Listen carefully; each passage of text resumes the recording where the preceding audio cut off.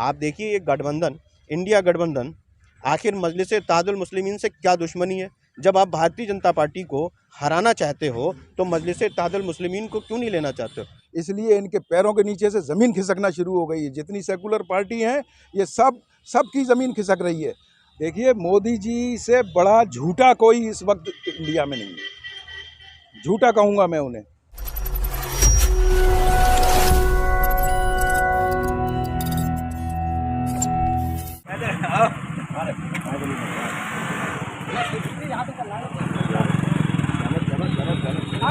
Party जिंदाबाद।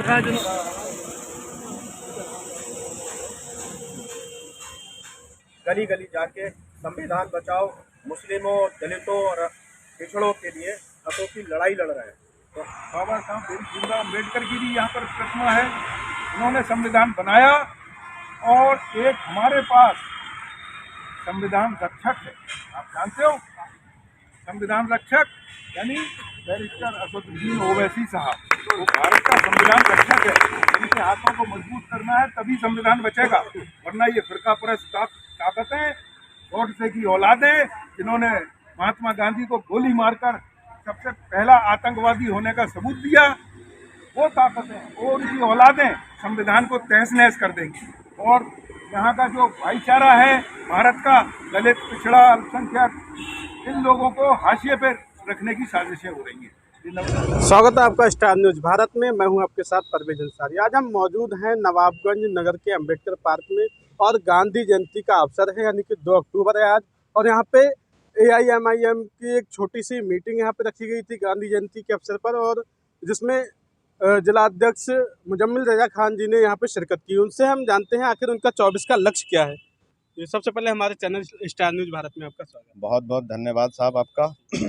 जानना चाहेंगे जैसे कि अभी छोटी सी जो मीटिंग हुई है वो किस, इसे आप छोटी सी कही है, लेकिन ये हमारी नज़र में एक बहुत बड़ी मीटिंग है, क्योंकि आज गांधी जयंती के अवसर पर मजलिस इत्तेहादुल मुस्लिमीन के कार्यकर्ताओं ने आज ये संकल्प लिया है कि हम गांधी जी के सिद्धांतों पर चलते हुए अपने संगठन को मजबूत करेंगे, उन्हीं से प्रेरणा लेते हुए हम लोग आगे बढ़ेंगे। तो लक्ष्य क्या है आपका, मुद्दे क्या क्या हैं आपके? मुद्दे क्या है?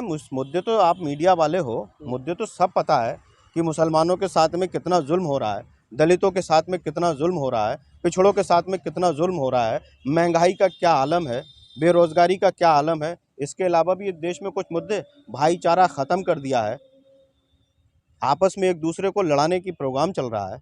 इसके अलावा और मुद्दा क्या हो सकता है? इससे बेहतर कोई मुद्दा होंगे? यानी हमारे देश में नफ़रतों का माहौल सर चढ़ के बोल रहा है। अभी आपने एक स्पीच दी थी, उसमें कहा था मुस्लिम जो है ओवैसी साहब के साथ में, क्या लगता है आप मुस्लिमों पे चुनाव जीत लेंगे? नहीं, मुसलमानों पे हम तो आपको हर बार में बता रहे हैं कि हम आज गांधी जयंती के अवसर पर, अगर इस हिंदुस्तान के अंदर कोई नेता है जिसके अंदर जो गांधी जी के सिद्धांतों पे चलता है, जो बाबा राम भीमराव अंबेडकर के संविधान को लेकर चलता है, वो हमेशा संसद में ये कहता है कि जो संविधान से चलेगा ये देश सिर्फ संविधान से चलेगा। तो हम केवल मुसलमानों की बात नहीं, हम तो दलित और पिछड़े सबकी बात करते हैं। जबकि मुसलमानों की बात इसलिए करते हैं कि मुसलमानों पे बहुत ज़्यादा जुल्म हो रहा है। मुसलमानों को आज तक इन सेकुलर पार्टियों ने बेवकूफ़ बनाया, इसके अलावा कुछ नहीं दिया। आप देखिए ये गठबंधन, इंडिया गठबंधन, आखिर मजलिस इत्तेहादुल मुस्लिमीन से क्या दुश्मनी है? जब आप भारतीय जनता पार्टी को हराना चाहते हो तो मजलिस इत्तेहादुल मुस्लिमीन को क्यों नहीं लेना चाहते हो? बल्कि मजलिस इत्तेहादुल मुस्लिमीन को नहीं, बल्कि इन मुसलमानों को दरकिनार कर रहे हैं वो इसलिए मुसलमानों के वोट तो चाहिए, मुसलमानों के वोट तो चाहिए, लेकिन उन्हें गठबंधन में शरीक नहीं करना है। आज यही हमारा लोगों से कहना है कि अब मुसलमान जो है वो इस ओवैसी साहब के साथ खड़ा हो चुका है, इसलिए इन लोगों की सबकी हालत, गठबंधन वालों की हालत ख़राब है। क्या कहेंगे, क्या नाम आपका? मैं सूबेदार मेजर मोहम्मद रेहान। जैसे कि सभी पार्टियां जब चुनाव आता है तो मुसलमानों को टारगेट करती हैं, क्या कहेंगे? ये सारे सेकुलर पार्टी हैं, नाम नेहाद सेकुलर पार्टी कहूँगा मैं इन्हें, तथाकथित। ये जब इलेक्शन आता है तब मुसलमानों की तरफ रुख करते हैं, क्योंकि वोट इनका चाहिए लेकिन क़यादत नहीं चाहिए, हैं? वोट चाहिए, हक नहीं देंगे, सिर्फ वोट डालने के ही अधिकारी हैं हम लोग, हैं?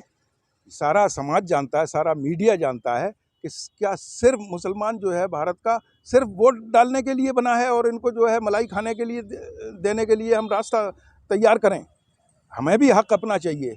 अब हक की लड़ाई हमने शुरू कर दी है और ऑल इंडिया मजलिस इत्तेहादुल मुस्लिमीन के बैनर तले और बैरिस्टर असदुद्दीन ओवैसी साहब की क़यादत में हमने अपना हक मांगना शुरू कर दिया है। इसलिए इनके पैरों के नीचे से ज़मीन खिसकना शुरू हो गई है। जितनी सेकुलर पार्टी हैं ये सब की ज़मीन खिसक रही है, हालांकि दबी ज़बान में ही सही, लेकिन इनमें फुसफुसाहट शुरू हो गई है कि अगर ऑल इंडिया मजलिस इत्तेहादुल मुस्लिमीन को इंडिया गठबंधन में शामिल नहीं करने का परिणाम इन्हें दिखाई देने लगा है।